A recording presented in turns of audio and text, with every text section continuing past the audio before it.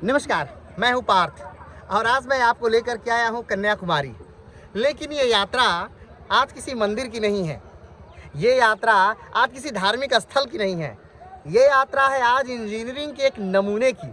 जी हाँ, अभी मैं कन्याकुमारी डिस्ट्रिक्ट में जिस स्थान पे खड़ा हूँ, ये इसे कहते हैं माथुर बीच ब्रिज, यानी कि पुल, माथुर पुल।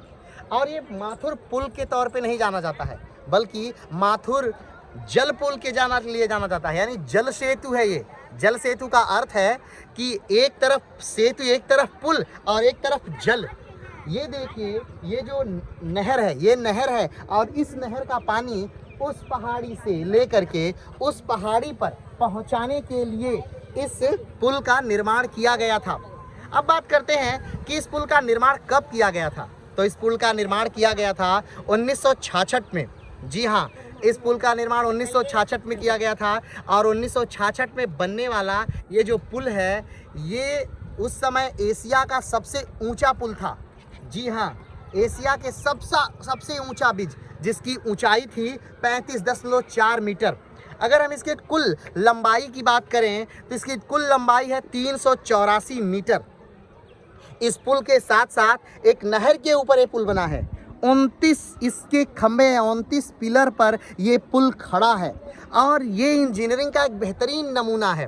कहा जाता है कि ये जो नहर है ये पराली नदी से निकली है। पराली नदी इसी यहीं पर स्थित महेंद्रगिरी पर्वत से निकली हुई है और महेंद्रगिरी पर्वत से ये नहर निकाली गई है। महेंद्रगिरी पर्वत से पराली नदी निकली है और पराली नदी से ये नहर निकाली गई है। अब इस नहर का जल पहुंचना था सामने वाली पहाड़ी पर, तो कैसे ही पहुंचता, कभी नहर ऊपर तो चढ़ेगी नहीं, इसलिए एक पुल बनाया गया। और एक ऐसा पुल जिस पे आप जा भी सकते हैं, आ भी सकते हैं और उस पर आप एक नहर को साथ लेकर चलते हैं।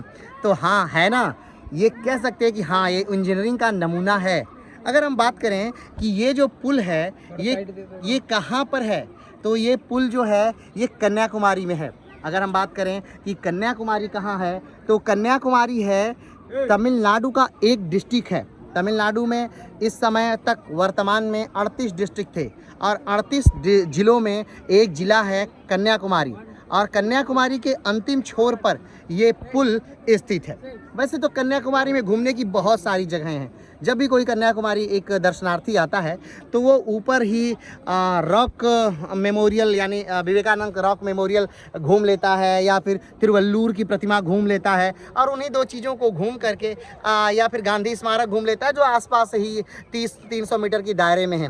उन्हें घूम कर वो कन्याकुमारी से वापस चला जाता है। लेकिन कन्याकुमारी एक्चुअल अपने इन्हीं चीज़ों के लिए फेमस है।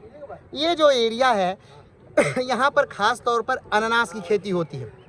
यहाँ अनानास की खेती बहुत प्रसिद्ध है। यहाँ पर अनानास अगर आप खाएंगे भी तो आपको अनानास बहुत सस्ते दामों पर मिलता है, यानी 20 रुपये में आपको एक अनानास काट के, छील के अच्छे से बना करके देते हैं। मेरे पीछे जो पहाड़ियाँ आप देख पा रहे हैं, या उसके पीछे जो आप पहाड़ियाँ देख पा रहे हैं, या उधर जो आप पहाड़ियाँ देख पा रहे हैं, ये सारी जो पहाड़ियाँ हैं इन्हें कार्डमम हिल कहते हैं। जी हाँ, कार्डमम हिल यानी कि इलायची की पहाड़ियाँ।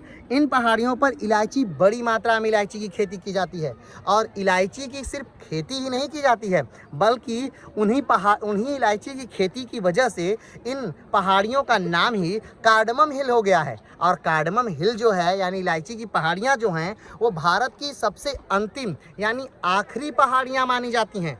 अगर हम बात करें कि दक्षिण की जो कार्डमम हिल है उसकी सबसे ऊंची चोटी कौन सी है, तो कार्डमम हिल की सबसे ऊंची चोटी जो है अगस्त्यमलाई चोटी है, जो यहीं पास में है। और अगस्त्यमलाई चोटी के साथ साथ अगस्त्यमलाई बायोस्फीयर रिजर्व भी है। तो अगस्त्यमलाई बायोस्फीयर रिजर्व आप अगर आप घूमना चाहें, या अगर आप अन्नामलाई की या कार्डमम हिल की पहाड़ियों को घूमना चाहें, या फिर आप माथुर बीच पर आना चाहें, या फिर आप कन्याकुमारी घूमना चाहें, तमिलनाडु घूमना चाहें, या जब भी आप तमिलनाडु में कभी भी आएँ, तो ये इंजीनियरिंग का नमूना देखना ना भूलिए। ये बेहतरीन इंजीनियरिंग का नमूना है सच में। अगर चलिए अब बात करते हैं कि यहाँ यहाँ पर कैसे पहुँचे, यानी कि ये जो माथुर ब्रिज है यहाँ पर हम कैसे आ सकते हैं। तो सबसे पहले आपको आ जाना होगा तमिलनाडु के किसी भी बड़े स्टेशन पर आ जाइए, ठीक है। वैसे तो प्रयास करिएगा कि जो सबसे दक्षिणतम तमिलनाडु का स्टेशन हो वहीं आइए। चलिए हम बात कर रहे हैं कि आप रामेश्वरम आ गए या आप कन्याकुमारी आ गए, तो कन्याकुमारी के स्टेशन से मात्र 35 किलोमीटर की दूरी पर ये माथुर ब्रिज आपको मिल जाएगा।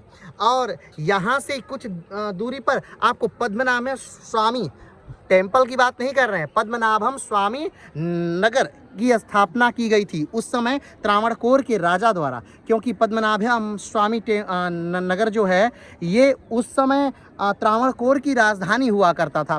तो उसके हिसाब से त्रावणकोर पहले तो राजधानी क्षेत्र था, तो बहुत विशाल था, लेकिन बाद में त्रावणकोर की राजधानी क्षेत्र को बदल दिया गया, तो त्रावणकोर ने राजधानी होने का गौरव समाप्त कर दिया। चलिए आज के लिए इतना ही। जब भी आप कभी आइए तो इस माथुर ब्रिज पर ज़रूर आइए। बेहतरीन बीच है, बेहतरीन स्थान है। तो देखिए आप इस इंजीनियरिंग के नमूने को कब देख पाते हैं। आज के लिए इतना ही, फिर मिलते हैं एक नए वीडियो के साथ, एक नए स्थान के साथ। तब तक के लिए नमस्कार, और हाँ डरिएगा नहीं। जय हिंद।